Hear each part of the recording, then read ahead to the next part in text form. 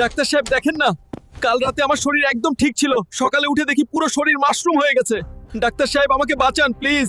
Hulk, তোমার শরীর পুরোপুরি মাশরুম কেমিক্যালে নষ্ট হয়ে গেছে, এটা ঠিক করা সম্ভব না।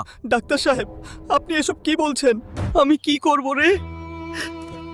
যদি গ্রামবাসীরা আমার এই অবস্থা দেখে ফেলে, সবাই আমার নিয়ে হাসাহাসি করবে। ওই সেই মাশরুম চিপস, এটা খেয়েই আমার এই অবস্থা হয়েছে।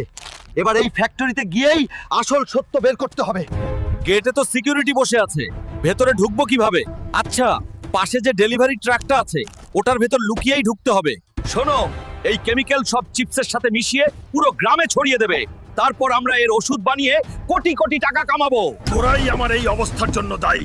এই কে রে তুই? কোনকার ডন যে এখানে এসে ডনগিরি মারাচ্ছিস? দেখলে তো মনে হয় কেউ তোকে বডিতে মিউট দিয়ে দিয়েছে। ভাগ এখানে থেকে। এক তো আমার এই অবস্থা, তার উপর আবার গালাগালি।